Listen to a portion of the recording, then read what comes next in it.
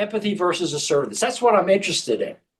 If people are reporting to you, that means you have to give feedback. If you have to give feedback, I want to see the comparison of your empathy and your assertiveness. Can you listen? Can you tell? Or are you only listening and burning yourself out, or only telling and becoming too directive? Becoming, I'm almost a bully manager depending on the circumstances. And that last question there, that's self-actualization, 3-year goal. Person's able to see out into the future. And that's why it combines with the emotional self-awareness. So these questions, or what is it, 4 or 5 questions, that's what starts the EQi session for me. Because once I get that, it's like I say, okay, client, I'm ready to go.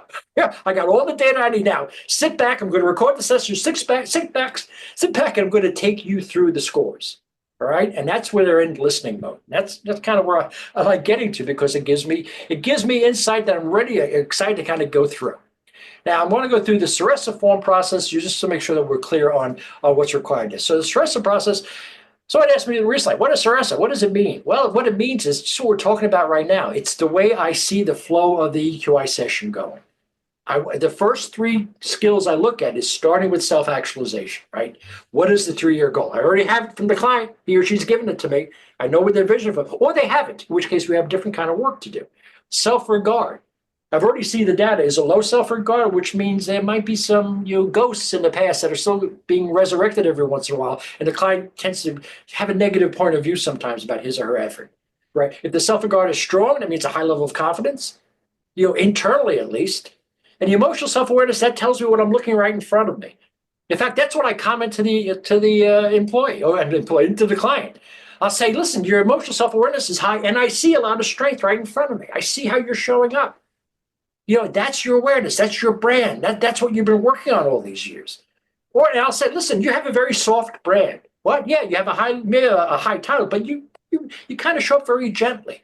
You could be the smartest person in the room, but based on the numbers, based on what I'm seeing, you may not be the loudest person in the room, though, right?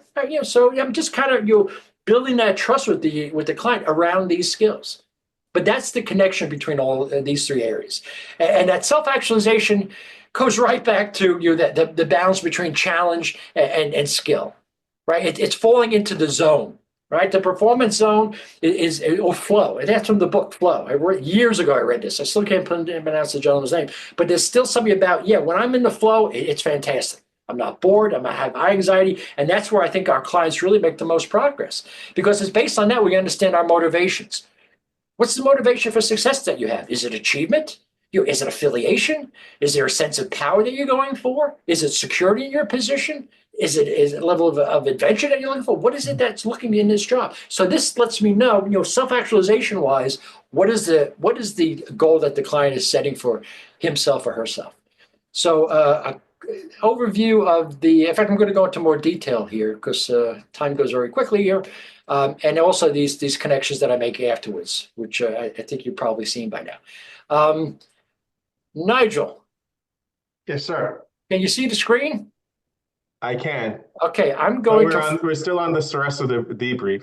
Okay, yeah, I'm going to move over to bada bing, bada bing. Okay, here we go. Case studies. Now, where's my Nigel data?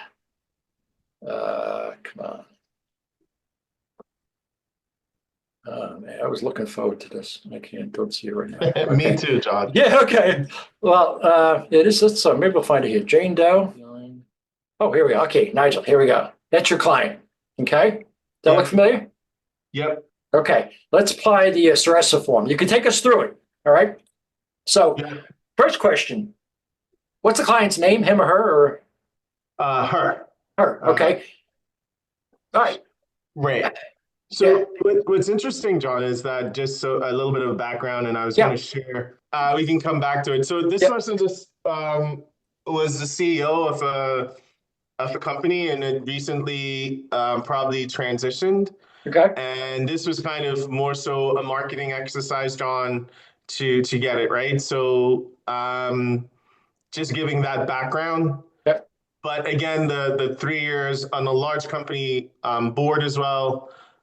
So just going through this portion of it, it was more so a marketing play from my perspective. Hey, Would love to see your data. This is what's out there, right? So Got it. Got it. the 3-year goal was a little bit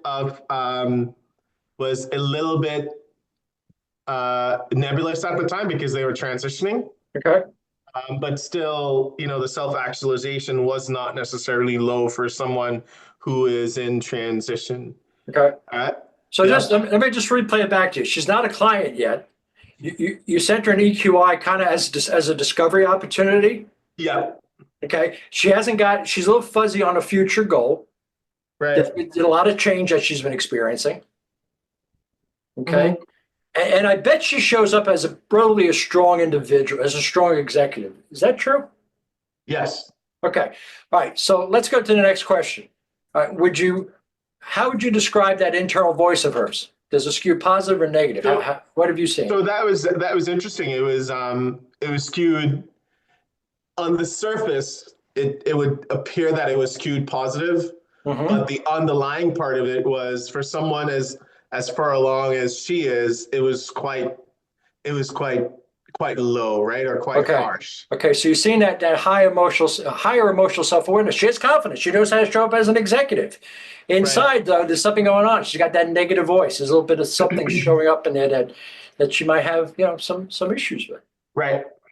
Okay. And then the imposter syndrome showed up as well, which again, a lot of it was like I was surprised by it, right? So when we take the emotional self-awareness versus the self-regard, again, for someone as accomplished, I was surprised that um, that the imposter syndrome was there. Yes, John, understanding that 80% of us carry this baggage, but I was then still surprised at I was still surprised that the imposter syndrome was showing up and that Yeah. she was Yeah. aware of her brand, but the internal voice was not necessarily showing up in that same way. Got it. Got Right. it. Mhm. It's fascinating. So inner voice skews to the critical, maybe some way of saying it. Executive presence, you kind of describe her as strong. All Right. right. How about the emotional expression? Do you see her as a poker player? Do you see it? Well, I can tell you what she looks like. Poker player, easy reader, real deal. Where would you put her?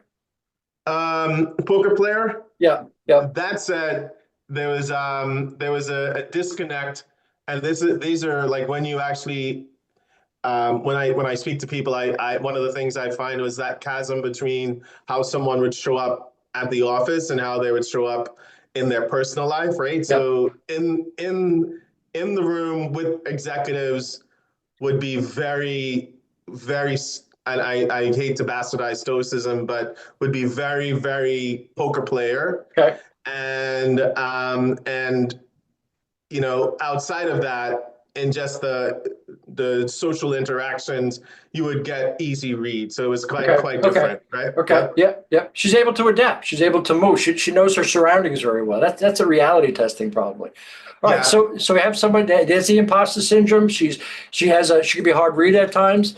How about the empathy related to assertiveness? So there it is, right there. There's a nice balance between the two. I thought that was actually really cool Yeah. in that it was balanced, right? So there's no burnout or there's no bullying, right? Yeah. Um, so yeah, those were well balanced. Yeah. And I gotta tell you, I only see this balance in maybe 1 in 100 profiles. Right. I like to see a balance between emotional self-awareness, assertiveness, and empathy. I like to see those three line up. It means it's more opportunity that you're looking for than anything else. But those skills, that's at a good skill level. Which means that she can give feedback, she can give direction, she can listen, she can direct, whatever's required of her, she could step up and do. Right. Now, add to that, how would you describe her interpersonal skills? Top notch. Okay. I think friendly. Okay. Not very salesperson-ish. Okay. But has surrounded herself with it has a talent mindset and has surrounded herself with people that she's worked with for a significant amount of time. Okay. Right. But before Right. going any further, the question I forget to ask over here is I'd be curious to know if she overthinks a lot. Just a general question. Do you find yourself overthinking? Because a good percentage of executives are, yeah, always, sometimes I wake up in the middle of the night thinking about things that I've done. And that's where I recommend the book, Stop Overthinking. Because it just gives someone tools and techniques to be able to get a good night's sleep. But if I'm in imposter mode, things start to happen. I never know it's going to disturb a good night's slumber.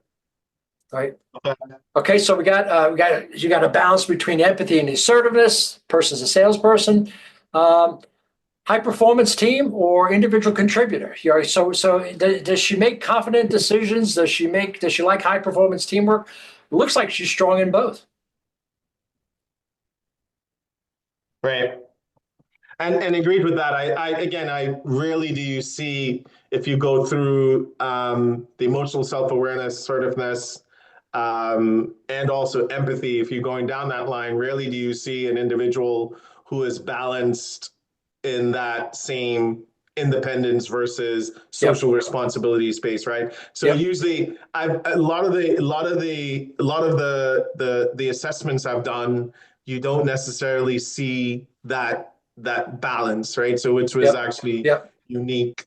But as I went down, what I was surprised by still was that, and it's still high, but that the emotional, in the decision-making composite, how much lower the problem solving was, right? When there's, when there's emotions involved. Yep. But I thought they have balance in this part of it, the confidence and independence versus social responsibility.